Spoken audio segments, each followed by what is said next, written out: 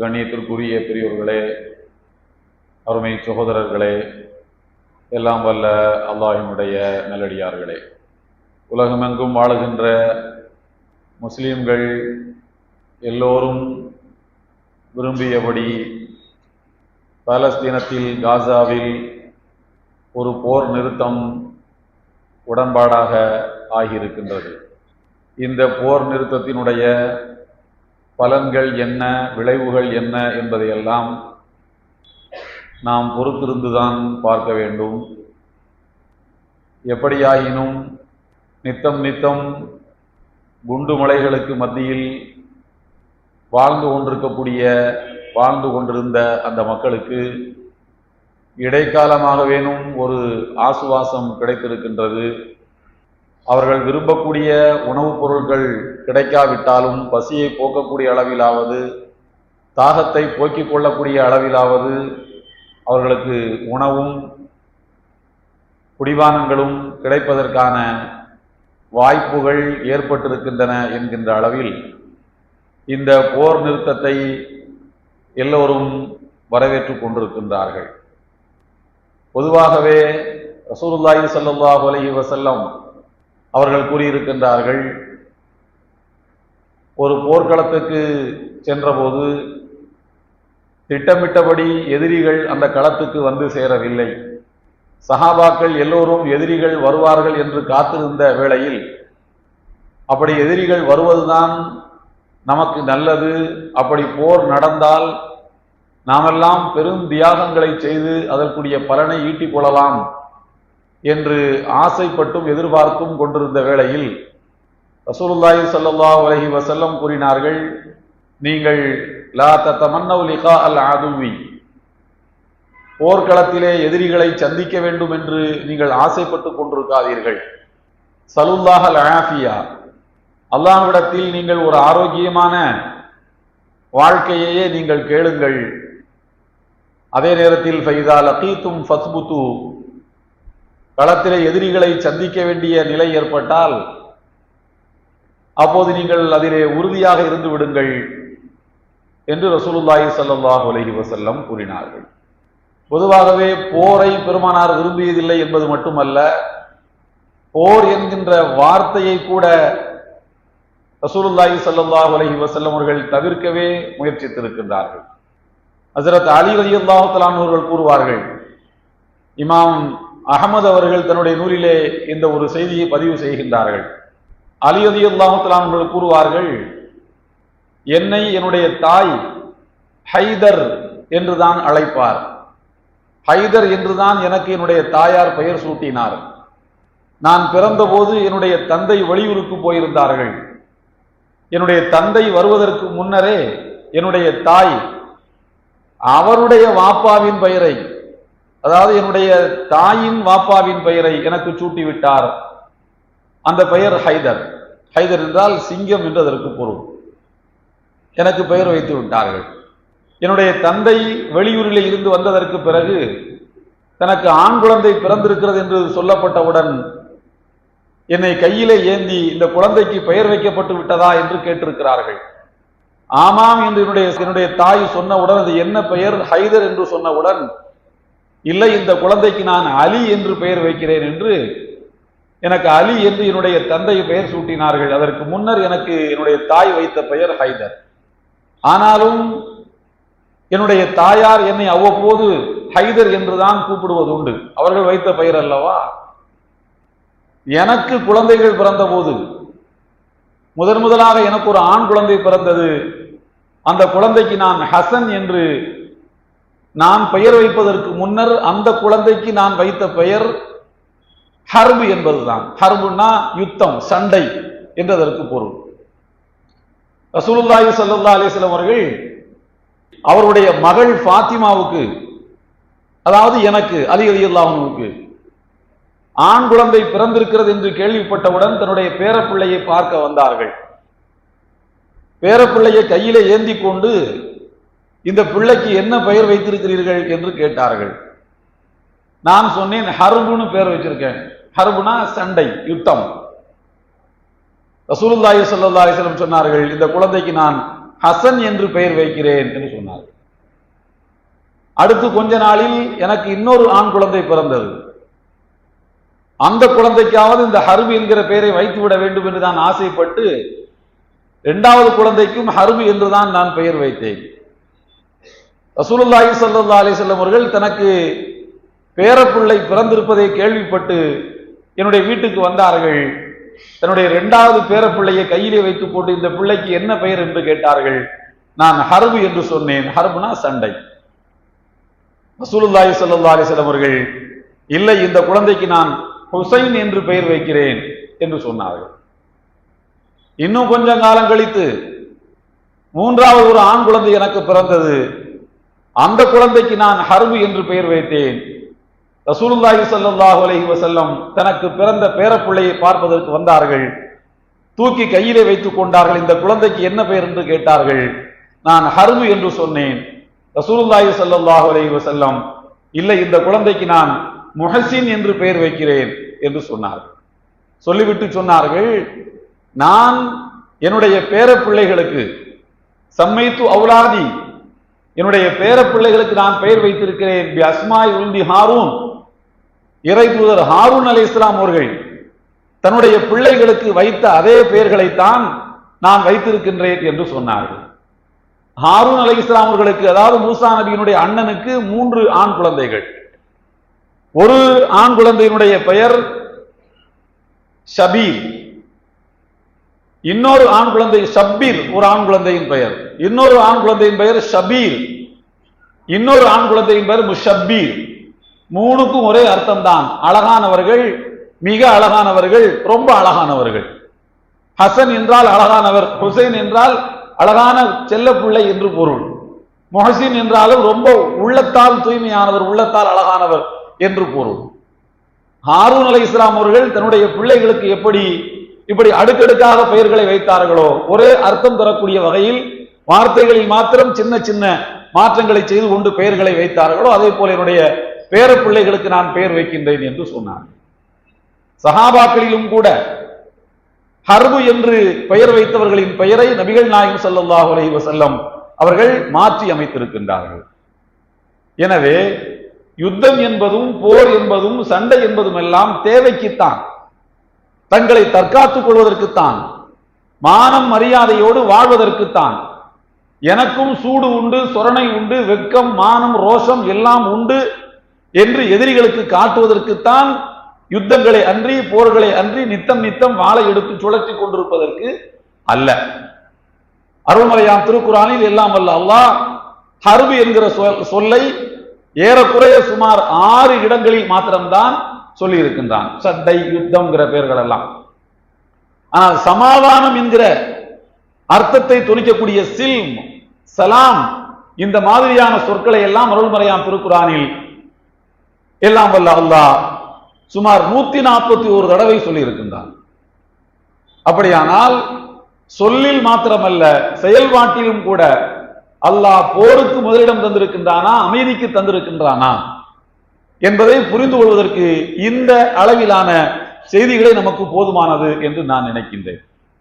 அன்புக்குரியவர்களே, இந்த நேரத்தில் இப்படிப்பட்ட சமாதான ஒப்பந்தம் நிறைவேற்றப்பட்டிருக்கக்கூடிய இந்த வேளையில் அடிப்படையில் நாம் சில செய்திகளை புரிந்து கொள்வதற்கு இதுதான் உகந்த நேரம் என்று நான் நினைக்கின்றேன். அண்மையிலே அநேகமாக ஒரு வாரத்துக்கு முன்னர் என்று நினைக்கின்றேன், இந்தியன் எக்ஸ்பிரஸ் பத்திரிகையிலே காங்கிரஸ் கட்சியினுடைய தலைவி சோனியா காந்தி அவர்கள் ஒரு கட்டுரை எழுதியிருந்தார். பாலஸ்தீன் மக்களுக்கு ஆதரவாகத்தான் இந்திய அரசு நிற்க வேண்டும், அது அந்த பாதையில இருந்து விலகி செல்லக்கூடாது. ஆனால் துரதிர்ஷ்டவசமாக இப்போதைய இந்திய அரசு மௌனம் காத்துக் கொண்டிருக்கிறது. இப்படி ஒரு வகையிலே மௌனம் காப்பது என்பதும் நடைபெறுகின்ற அநீதிகளுக்கு துணை போவதுதான் என்பதை ரொம்ப அழகான சொற்கள் கொண்டு அந்த கட்டுரையை எழுதியிருந்தார். அப்படி எழுதியிருந்த போதிலும் கூட அந்த கட்டுரையினுடைய ஓட்டத்தில் சில வார்த்தைகளை சொல்கின்றார். 2023 அக்டோபர் 7ஆம் தேதி ஹமாஸ் அப்படி ஒரு தாக்குதலை நடத்தி இருப்பது காட்டுமிராண்டித்தனமானது, கொடூரமானது. அந்த தாக்குதலை ஹமாஸ் நடத்தியிருக்க கூடாது என்று போகிற போக்கில் இந்த வார்த்தையை அப்படி சொல்லிக் கொண்டே போகின்றார். இந்த கட்டுரை வந்ததற்கு பிறகு நம்மிலே சிலரும் கூட அதே மாதிரியான சில சொற்களை பயன்படுத்த தொடங்கி இருக்கின்றார்கள் என்பதை நம்மால் புரிந்து கொள்ள முடிகின்றது. எதற்கு இந்த ஹமாஸுக்கு தேவையில்லாத வேலை? எல்லாமே அமைதியாகத்தானே போய் கொண்டிருந்தது.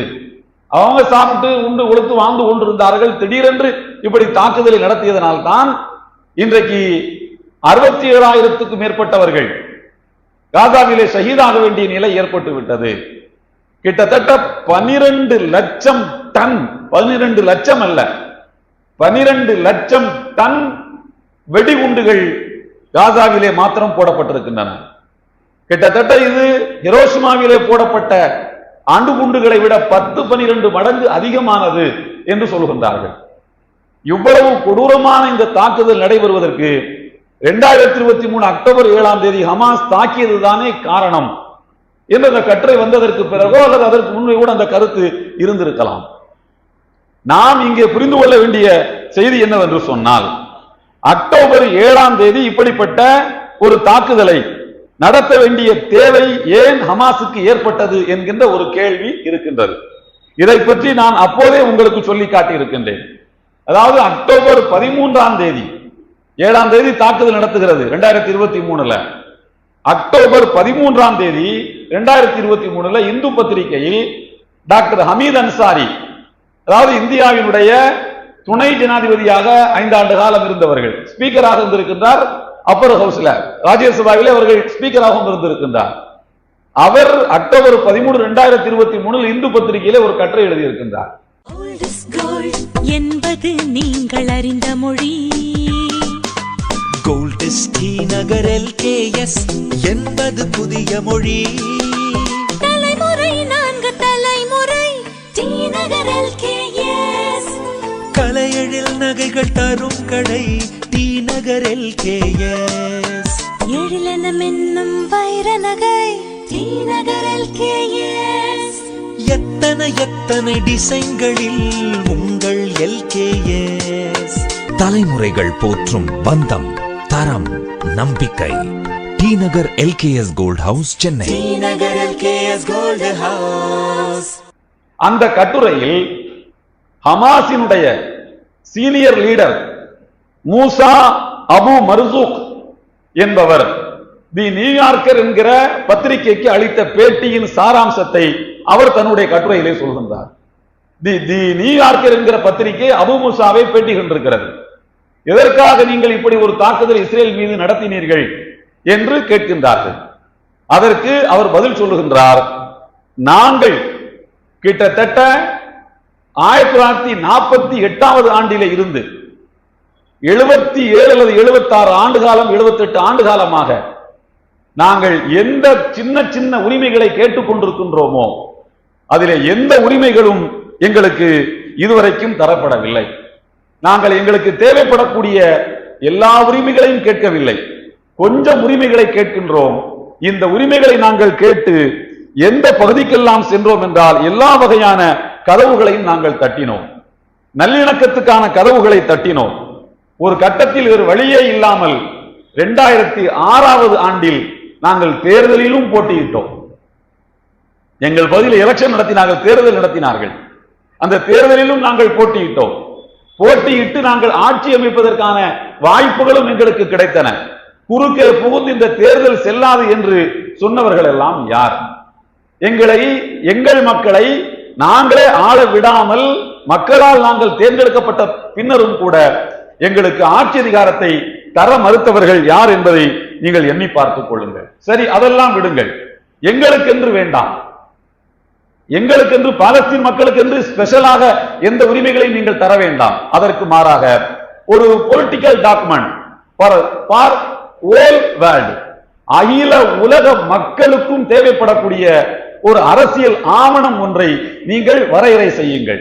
இதுபோல ஆக்கிரமிக்கப்பட்ட பகுதியிலே வாழக்கூடிய மக்களுக்கு என்னென்ன உரிமைகள் தரப்பட வேண்டும், ஆக்கிரமித்திருக்கக்கூடிய நாடுகள் எப்படிப்பட்ட உரிமைகளை ஆக்கிரமிக்கப்பட்டிருக்கக்கூடிய மக்களுக்கு தர வேண்டும், அங்கே தேர்தல் நடத்த வேண்டுமா வேண்டாமா, அங்க மக்களுக்கு என்ன விதமான உரிமைகள் தரப்பட வேண்டும் என்பது எங்களுக்கு மட்டுமல்ல. உதாரணத்துக்கு நானாக சொல்கிறேன், அவர் சொல்லவில்லை. பக்கத்தில் இலங்கை இருக்கிறது, இந்த இலங்கை மக்களுக்கு அந்த அந்த அரசு ஈழத்திலே வாழக்கூடிய மக்களுக்கு என்ன விதமான ரைட்ஸை கொடுக்க வேண்டும்? ஆக்கிரமிப்பில் இருக்கக்கூடிய மக்களுக்கு ஆக்கிரமித்த அரசு அந்த மக்களிடத்தில் எப்படி நடந்து கொள்ள வேண்டும் என்று ஒரு பொலிட்டிக்கல் டாக்குமெண்ட்ஸ் நீங்கள் வரையறை செய்யுங்கள் என்று ஐரோப்பிய நாடுகளின் கதவுகளை தட்டினோம், அமெரிக்காவின் கதவுகளை தட்டினோம், அரபு நாடுகளின் கதவுகளை தட்டினோம். எல்லோரும் உட்கார்ந்து பேசினார்களே அன்றி எங்களுக்கு எந்த முடிவும் சொல்லவில்லை. சில நாடுகள் எங்களுக்கு பேச்சுவார்த்தையில் உட்கார்ந்து பேசுவதற்கு கூட எங்களுக்கு அனுமதி தரவே இல்லை. ஏதோ பிச்சைக்காரன் விரட்டுற மாதிரி போங்கயா போங்கயா, அங்க போய் வாழு இங்க போய் வாழு என்று ஒரு விதமாக எங்களை விரட்டி கொண்டே இருந்தார்கள். கடைசியாக இப்போது நாங்கள் தாக்குதல் நடத்தியதற்கு பிறகு எல்லோரும் விட்டுவிடுங்கள் விட்டுவிடுங்கள் என்று எங்களை தேடி வருகின்றார்கள். எங்களுக்கு ஏதாவது வழிகளை சொல்லுங்கள் என்று போய் நின்றால் எங்களை ஒரு யாசகனை போல விரட்டியவர்கள் எல்லாம் நாங்கள் தாக்குதல் நடத்தியதற்கு பிறகு எங்களிடத்திலே வந்து ஏன் தாக்குதல் நடத்தினாய் என்று கேட்கிறார்கள். நாங்கள் கேட்டோம் அல்லவா, அது எங்களுக்கு கிடைக்கவில்லை அல்லவா, அதனால் இப்போது தாக்குதல் நடத்தினோம். இப்போது நாங்கள் தாக்குதல் நடத்தியது கூட எந்த பகுதியில நடத்தி இருக்கின்றோம் என்றால், ஐக்கிய நாடுகள் சபை ஒரு வரையறை வைத்திருக்கிறது. இந்த கோட்டுக்கு இந்த பக்கம் இருப்பது பாலஸ்தீன், அந்த பக்கம் இருப்பது இஸ்ரேல் என்று ஐக்கிய நாடுகள் சபை ஒரு வரையறையை போட்டுக் கொடுத்திருக்கிறது.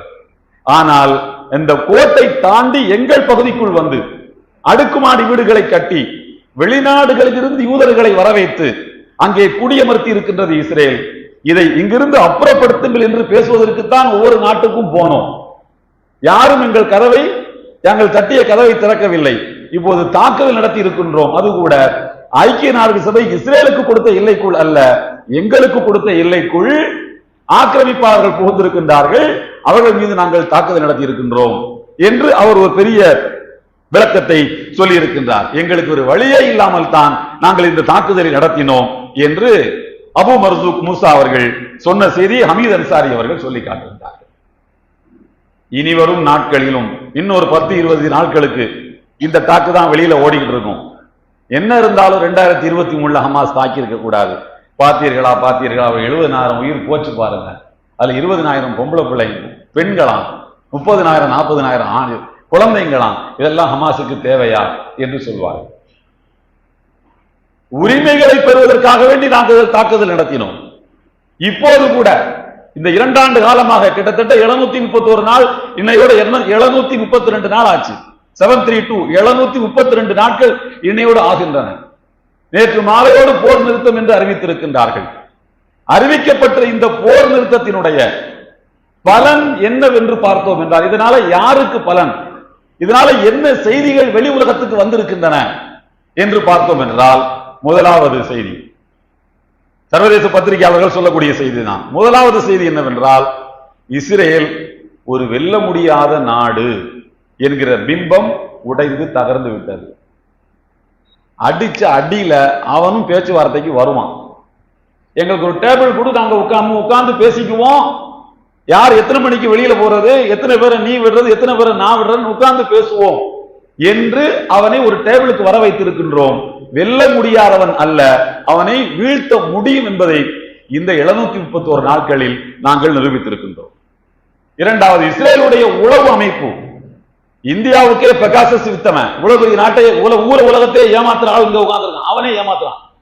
பெகாசஸை இந்தியாவுக்கு கொடுத்து ஏமாற்றி விட்டார்கள். உலகத்திலே நாங்க தான் பெரிய உளவுத்துறையை வைத்திருக்கிறோம் என்று சொன்னவர்கள் ஹமாஸ் அக்டோபர் 7ஆம் தேதி தாக்கப் போகிறது என்பதை கூட அவர்களால் கண்டுபிடிக்க முடியவில்லை. ஹமாஸினுடைய பலம் என்னவென்று அந்த அரசாங்கத்துக்கு அதனுடைய உளவுத்துறை முறைப்படி சொல்லவில்லை. எனவே இஸ்ரேலுடைய உடைக்க முடியாத ஒரு பலம் வாய்ந்த உளவு துறையை தன் கைவசம் வைத்திருக்கிறது, அதுதான் மொசாத் என்று சொன்ன அந்த பிம்பத்தை இவர்கள் உடைத்து எறிந்திருக்கின்றார்கள். மூன்றாவது, இஸ்ரேலிய ராணுவம் களத்தில் வெல்ல முடியாத ராணுவம், அமெரிக்கா சப்போர்ட் இருக்கு, யூகே சப்போர்ட் இருக்கு என்று சொல்லிக் கொண்டிருந்தவர்களை 732 நாளில் இது வீழ்த்த முடியக்கூடிய ராணுவ பலம் தான் அவர்களுக்கு உண்டு, அவர்களை விட நாங்கள் தான் வலிமையானவர்கள் என்று ஹமாஸ் போராளிகள் நிரூபித்திருக்கின்றார்கள். நாலாவது, இவ்வளவு அடக்குமுறைகளுக்கும் தாண்டி ஹமாஸ் தான் தாக்கிச்சு, அதுதான் தப்பு செஞ்சிச்சு என்று சொல்வதற்கு இடையிலும் கூட 150க்கும் மேற்பட்ட நாடுகள் ஹமாஸினுடைய கோரிக்கையை ஏற்றிருக்கின்றன. தனி பாலஸ்தீனத்தை 150க்கும் மேற்பட்ட நாடுகள் ஏற்றுக்கொள்ளக்கூடிய அளவுக்கு ஹமாஸுக்கு அரசியல் செல்வாக்கு சர்வதேச அளவில் இருக்கிறது. இஸ்ரேல் ஹமாஸை எதிர்த்து ஒரு ராஜதந்திர பேச்சுவார்த்தை நடத்த முடியாத அளவுக்கு தோல்வி கண்டுவிட்டது. அரசியல் ரீதியாகவும் அதற்கு பெரிய தோல்வி ஏற்பட்டு விட்டது. அதே போல இன்னொரு முக்கியமான செய்தி, தேச பக்தர்கள், நாங்க தான் தேச பக்தர்கள் என்று சொல்வார்கள் அல்லவா, இஸ்ரேல் மக்களுக்கு எந்த அளவுக்கு இந்த தேச பக்தி இருக்கிறது என்று பார்த்தோம் என்றால், இஸ்ரேல்ல அடிக்கிற அடியில அங்கிருந்து மூட்டை முடிச்சுக்களோடு புறப்பட்டு இந்த பக்கத்துல சைப்ரஸ் தீவு, இந்த பக்கம் கிரீஸ், இங்க எல்லாம் தஞ்சம் புகுந்து கொண்டிருக்கிறாங்க. சைப்ரஸ் தீவினுடைய அதிபர் சொல்றார், ஐ ஆம் லூசிங் வித் மை கண்ட்ரி, ஐ ஆம் லூசிங் மை கண்ட்ரி, என் நாட்டை நான் இழந்து கொண்டிருக்கிறேன். அங்கிருந்து வர்றான், நாங்க எங்க ஊர் மக்கள் வாடகைக்கு வீடு கொடுக்கறதா இருந்தா அவங்க கேட்கறதை விட கூடுதல் அட்வான்ஸ் கொடுக்குறான், கேட்கறதை விட கூடுதலா மாச வாடகை கொடுக்க தயாரா இருக்கிறான்.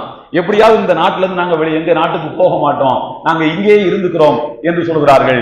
எனக்கு 1948 தான் ஞாபகத்துக்கு வருது. உள்ள நுழைஞ்சா ஏன் நாட்டை பிடிச்சுக்கணும்னு எனக்கு பயமா இருக்கு. இதுதான் அவர்களுடைய தேச பக்தி. ஆனால் ஹமாஸ் அப்படி அல்ல, அங்கிருந்து போகவே இல்லை. ஒரு தெருவில் அடிச்சா இன்னொரு தெருவில் போய் குடியிருப்பானுங்கிற, நாட்டை விட்டு போக மாட்டான். இவர்களெல்லாம் சேர்ந்து இங்கே ஒரு பிம்பத்தை கட்டுகிறார்கள். இஸ்ரேல் தாய்மார்கள் எல்லாம் பால் ஊட்டும் போது தேசபக்தியும் சேர்த்து ஊட்டுவாங்க. ஊட்டின லட்சணத்தை இப்போது பார்த்து விட்டோம் அல்லவா. இவைகளெல்லாம் நம்முடைய காதுகளில் ஏவப்படுகின்ற கட்டு கதைகள். அதே போல இன்னொரு பெரிய சிறப்பு என்னவென்று சொன்னால், 2 நாட்களுக்கு முன்பு எகிப்தில் வைத்துத்தான் இந்த பேச்சுவார்த்தை நடந்தது. இப்போது நடைபெற்றிருக்கக்கூடிய இந்த போர் நிறுத்த ஒப்பந்தத்தினுடைய பேச்சுவார்த்தை நடந்தது எகிப்து நாட்டில் தான் நடக்கிறது. பேச்சுவார்த்தையில் ஹமாஸின் சார்பில் பங்கேற்றவர்கள் 2 பேர். அதிலே ஹலீல் அல் ஹயா என்று ஒருவர், இன்னொருவர் பேர் எனக்கு நினைவில்லை. ஒருவர் பேர் ஹலீல் அல் ஹயா. இந்த ஹலீல் அல் ஹயா என்பவரும் அவரோடு சென்றிருந்த இன்னொரு ஹமாஸ் சார்பில் சென்றிருந்த பேச்சுவார்த்தைக்கு போயிருந்த நபரும், இந்த 2 பேரும் யார் என்று கேட்டால், ஒரு 10, 15, 20 நாட்களுக்கு முன்னர் கத்தாரில் பேச்சுவார்த்தைக்கு வந்திருந்த போது யார் பயங்கரமான தீவிரவாதிகள் 2 பேரை நாங்கள் கொலை செய்து விட்டோம் என்று இஸ்ரேல் அறிவித்தது அல்லவா, அந்த 2 பேரும் தான் இவங்க. எந்த 2 பேர் பேரை சொல்லி அந்த 2 பேரும் தான் பயங்கரமான தீவிரவாதிகள், ஹமாஸினுடைய மூளை அவங்க தான், அந்த 2 பேரை நாங்கள் கொலை செய்து விட்டோம், இனிமேல் ஹமாஸுக்கு எதிர்காலம் கிடையாது என்று எந்த 2 பேரை சொன்னதோ அந்த 2 பேரும் தான் நேற்று முந்தா நாள் 2 நாளைக்கு முன்னாடி எகிப்தில புதன்கிழமை நடைபெற்ற பேச்சுவார்த்தையில் பங்கேற்றவர்கள். அப்ப அங்க இறந்தது யாரையா, வேற எவனே ஒருத்தனை கொண்டு போட்டு இவர்கள் இறந்ததா அவன் கதை விட்டுருக்கான். 2 பேர் ஜம்முன்னு வந்து பேச்சுவார்த்தையில் உட்கார்ந்து இருக்கும் போது அமெரிக்காவினுடைய ராஜதந்திர பேச்சுவார்த்தைக்கு வந்தனுடைய மூஞ்சியெல்லாம் என்ன போக்கு போயிருக்கும் கொஞ்சம் யோசனை பண்ணி பாருங்க. இதுதான் அவர்களுடைய உளவுத்துறையின் லட்சணம். அதே போல இன்னொன்று, இஸ்தபரிக் என்று சொல்லக்கூடிய ஒரு இஸ்ரேல் ராணுவ அதிகாரி, இஸ்தபரிக் அவருடைய பெயர், அவர் சொல்லுகின்றார், 731 நாட்கள் காசாவை சுத்தி வளைச்சு நம்ம நின்றுருக்கோம், மக்கள் உள்ளதா இருக்காங்க, யாரும் வெளியில போக முடியல, நம்ம தான் சுத்தி உட்கார்ந்து இருந்திருக்கோம். ஆனால் ஹமாஸ் போராளிகள் தோண்டி வைத்திருக்கக்கூடிய பதுங்கு குழிகளில் ஒன்றை கூட நாம் இதுவரைக்கும் கண்டுபிடிக்கவில்லை. ஒரு பதுங்கு குழி கூட நம்ம கண்டுபிடிக்கவே முடியல. நம்ம எப்படி நம்ம பெரிய மிலிட்டரி நம்ம இனிமே எப்படி சொல்லிக்கொள்ள முடியும் என்று கேட்கின்றார். அதே போல இஸ்ரேலிய பத்திரிகைகள் எல்லாம் சொல்கின்றன, Trump sold Israel for Nobel prize, தனக்கு அமைதிக்கான நோபல் பிரைஸ் கிடைக்க வேண்டும் என்பதற்காக வேண்டி நம்மளை வித்துட்டான். யார்கிட்ட வித்துட்டான்னா ஹமாசு கிட்ட அடமானம் வச்சுட்டான். நம்ம காலமெல்லாம் யாரை எதிர்த்து போராட வேண்டும் என்று நினைத்து கொண்டிருக்கின்றோமோ அவனுக்கு முன்னால டேபிள்ல உட்கார வச்சுட்டான். 2 பேரையும் இப்படி உட்கார்ந்து பேசுங்கப்பாண்டு. அது ஹமாஸ் ரொம்ப தந்திரமா, யாரை நாம கொன்றதாக 15 நாளைக்கு முன்னால சொன்னோமோ வேற யாருமே இல்லையா, அவனை பிடிச்சி எதுக்கு அனுப்பி வைக்கிறான்னா, ஓ லட்சணம் எனக்கு தெரியாதாடா அப்படின்னு காட்டுறதுக்காக அனுப்பி வச்சிருக்கான். இதுதான் நம்முடைய நிலைமை என்று அவர்கள் மிக்க வருத்தத்தோடு சொல்லி காட்டுகின்றார்கள். கடைசியாக சொல்வதாக இருந்தால், ஹமாஸ் விரித்த வலையில் ட்ரம்ப் விழுந்து விட்டார் என்று முடிக்கின்றார்கள். ஹமாஸ் ஒரு வலையை விரித்தது, அதுல பொத்துன்னு ட்ரம்ப் விழுந்து விட்டார். அவருக்கு ஒரே ஒரு ஆசை, அமைதிக்கான நோபல் பிரைஸ நாம வாங்கணும். இந்த ஆசையை தூண்டி விட்டு வலையை விரிச்சு உள்ள உழ வச்சுட்டாங்க. எப்படி வலையில விழுந்தாரு? ஹமாஸ் எப்படி எக்ரிமெண்ட் போட்டிருக்காங்கன்னா, நாங்கள் ஆயுதத்தை கீழே வைக்க மாட்டோம், 2வது நான் பாலஸ்தீனத்தை ஆளக்கூடிய பொறுப்பு இந்த சர்வதேச நாடுகளின் கையில கொடுக்கணும், அமெரிக்கால இருந்து ஒருத்தன், யூகேல இருந்து ஒருத்தன், பிரான்ஸ், இந்த கதையெல்லாம் சொல்லக்கூடாது. நாங்க தான் ஆளுவோம், நாங்க முடிவு பண்ணிக்கிறோம், நீங்க பத்திரமா வெளியே போங்க சார் என்று எக்ரிமெண்ட்ல கையெழுத்து வாங்கிட்டான். ஹமாஸ் விரித்த வலையில் ட்ரம்ப் விழுந்து விட்டார் என்று அந்த கட்டுரையை முடிக்கின்றார்கள். ஆகையினால் தோல்வி என்பது ஒரு காலமும் அல்லாஹ்விற்காக போராடக்கூடியவர்களுக்கு இல்லை என்பதை அல்லாஹ் நாம் வாழக்கூடிய காலத்தில் மீண்டும் ஒரு முறை நிரூபித்து விட்டான். அந்த மக்கள் செய்த தியாகம் வீணாகவில்லை, அந்த ஷஹாதத்து வீணாகவில்லை, அந்த பசி பட்டினி வீணாகவில்லை, நாம் கேட்ட துவாக்கள் வீணாகவில்லை. இவ்வளவு பெரிய வல்லரசுகளையும் ஒரு குட்டி அமைப்பு ஒன்று தன்னுடைய புத்திசாலித்தனத்தின் காரணமாக வலைய விரிச்சு உள்ள வள வச்சு, நீ நோபல் பிரைஸை வாங்கி உன் வீட்டுல பெட்ரூம்ல வச்சு நீ காலையில சாயங்காலம் அப்படியே பார்த்து பார்த்து கும்பிட்டுக்கோ, எங்களுக்கு தேவையானது கிடைச்சு போச்சு, நீ ஆசைப்பட்டது உனக்கு கிடைச்சு வச்சுக்கோ, அல்ஹம்துலில்லாஹ் என்று சொல்லி ஆசையை தூண்டி அவனை ஏமாற்றி விட்டார்கள் என்பதுதான் கதை. செய்தி என்னவென்றால், அல்லாஹ் தனக்காக தியாகம் செய்யக்கூடியவர்களை ஒருபோதும் கைவிட மாட்டான் என்பதுதான் செய்தி. எனவே அல்லாஹ்வின் மார்க்கத்துக்காக வேண்டி அவன் நம்மிடமிருந்து எதிர்பார்க்கக்கூடிய வேலைகளை அல்லாஹ்வுக்காக நாம் செய்வோம். வாஹிரு தஅவானா அல்ஹம்துலில்லாஹி ரப்பில் ஆலமீன். அஸ்ஸலாமு அலைக்கும் வரஹ்மத்துல்லாஹி வபரகாத்துஹு.